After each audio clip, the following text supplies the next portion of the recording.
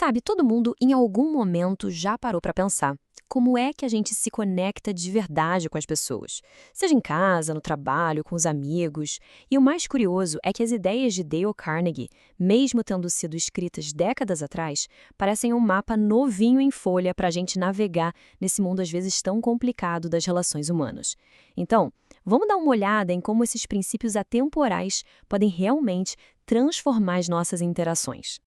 Pode até parecer uma pergunta meio maluca, mas ela vai direto ao ponto, bem no coração da filosofia do Carnegie. Imagina só, o seu prato favorito na vida é morango com creme. Aí quando a gente vai pescar, o que vai no anzol?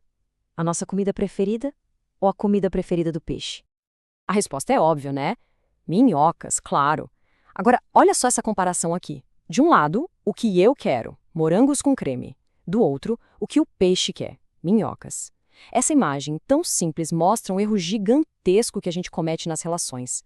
A gente tenta pescar a atenção e a cooperação das pessoas oferecendo o que nós gostamos, em vez de parar para pensar no que elas realmente querem. Tá, então qual é a solução? Carnegie revela que o grande segredo para lidar com as pessoas é uma virada de chave, uma mudança radical de foco, parar de pensar na gente e começar a enxergar as coisas genuinamente pelo ponto de vista do outro. E essa citação do Henry Ford aqui, nossa, ela resume tudo perfeitamente. Isso não é sobre manipulação, de jeito nenhum. É sobre ter uma empatia real, profunda.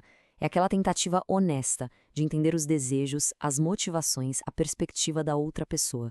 E quando a gente faz isso, aí sim, a porta para uma influência de verdade se abre.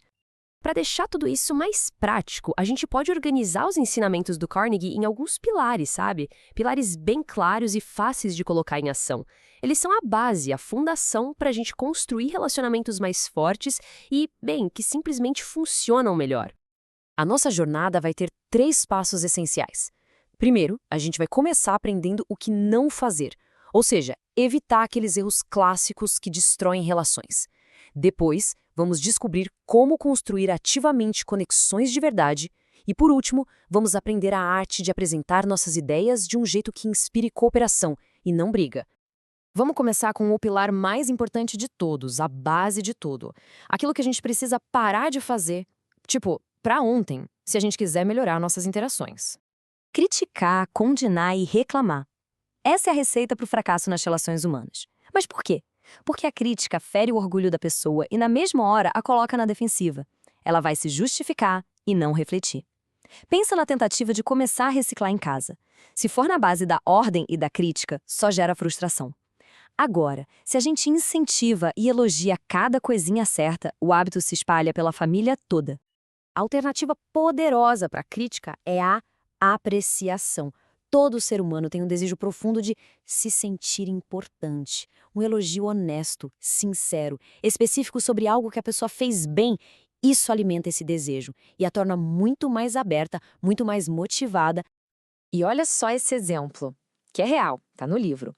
Um gerente que só criticava resolveu mudar o jogo. Ele começou a procurar motivos para elogiar de forma sincera, para encorajar, e ele viu a lealdade e o entusiasmo da equipe irem lá para cima. Ele literalmente transformou adversários em aliados. Isso mostra o poder que uma simples mudança de atitude pode ter. Ok, então já evitamos os erros básicos. Mas e agora? Como a gente pode ativamente fazer com que as pessoas gostem da gente de um jeito genuíno? Bom, é aí que entra o nosso segundo pilar. Então, como é que se cria essa conexão? A resposta está em se interessar de verdade pelas pessoas. Theodore Roosevelt, por exemplo, estudava os interesses dos seus convidados só para ter uma conversa que fizesse sentido para eles. O próprio Carnegie, uma vez, foi chamado de ótimo conversador por um botânico, sendo que ele mal abriu a boca. Ele só ouviu, fascinado. O segredo é sempre o mesmo. O caminho mais rápido para chegar em alguém é focar naquilo que essa pessoa mais valoriza. Certo, já temos a base, já criamos a conexão. E agora? Como é que a gente convence ou traz as pessoas para o nosso lado sem criar um conflito? É aqui que entra o terceiro pilar, que é fascinante. Discutir, impor uma ideia, quase nunca funciona. Só gera ressentimento. Abraham Lincoln dizia que um pingo de mel atrai mais moscas do que um galão de fel. É isso, uma abordagem amigável, a habilidade de fazer sugestões em vez de dar ordens, isso permite que a outra pessoa chegue àquela conclusão por conta própria, como se a ideia fosse dela também. No mundo onde todo mundo disputa a nossa atenção, só apresentar os fatos não adianta mais. A gente precisa dar vida às nossas ideias, sabe? Fazer com que elas sejam memoráveis. E a dramatização é uma ferramenta poderosíssima para capturar a imaginação e mostrar o que realmente importa. Esse slide aqui mostra a dramatização na prática. O problema era uma loja perdendo dinheiro. O normal seria só falar isso para o dono, certo? Mas a dramatização foi diferente. O vendedor jogou um punhado de moedas no chão para mostrar visualmente o prejuízo a cada venda. O resultado? O dono viu o problema. O impacto foi imediato, muito mais forte do que qualquer argumento falado. Entender tudo isso é o primeiro passo, claro. Mas o poder de verdade, a transformação real, ela vem da aplicação, todo dia. Conhecimento parado não adianta nada. A gente precisa de prática. O próprio Carnegie nos lembra que isso não é sobre aprender uns truques, é sobre adotar uma nova filosofia de vida, é formar novos hábitos de pensar e de agir. E isso, como qualquer mudança que vale a pena, exige tempo, persistência e prática diária. Vamos ver um exemplo inspirador disso na prática. Tinha um funcionário que era visto como preguiçoso, desmotivado. Criticar não adiantava nada. Aí um gerente novo resolveu tentar algo diferente. Em vez de criticar, ele começou a procurar ativamente qualquer pequena melhora, qualquer progresso, e elogiava o cara sinceramente por aquilo.